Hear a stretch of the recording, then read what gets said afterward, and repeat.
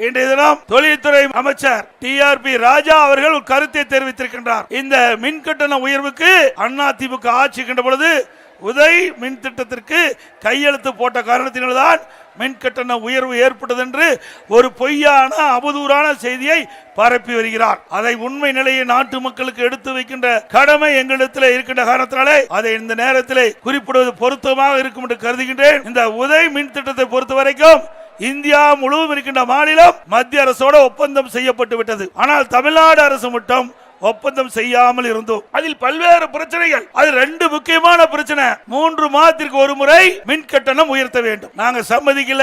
அந்த நிபந்தனை ரத்து செய்ய வேண்டும் என்று சொன்னோம். அதை ரத்து செய்தார்கள். 3 மாதத்திற்கு ஒரு முறை மின் கட்டணம், அதை அந்த நிபந்தனையை ரத்து செய்தார்கள். மீண்டும் விவசாயிகள் மின் போட்டார், அதற்கு மீட்டர் பொருத்த வேண்டும் என்று நிபந்தனை இருந்தது. அந்த நிபந்தனை ரத்து செய்ய வேண்டும் என்று சொன்னோம். அதையும் ரத்து செஞ்சிட்டாங்க. ஆக 2 நிபந்தனைகள் முக்கியமான நிபந்தனை. ஒன்று 3 மாதத்திற்கு ஒரு முறை மின் கட்டண உயர்வு நாம் கேட்டுக்கொண்டனுங்க.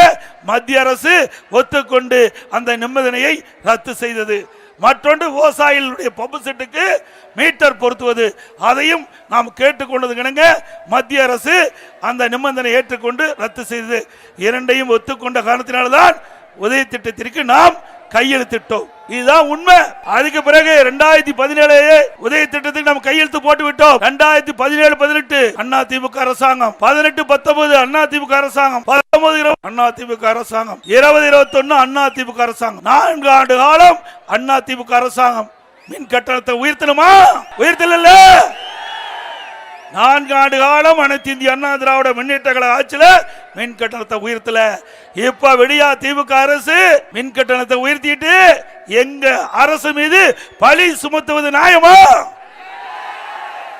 மக்களை மடைமாற்றம் செய்து, மக்களை திரித்து பேசி, மக்களை நம்ப வைக்க முயற்சிக்கின்ற அரசுதான் திராவிட மாடல் அரசு என்பதை நேரத்தில் சுட்டிக்காட்ட விளைகின்றேன்.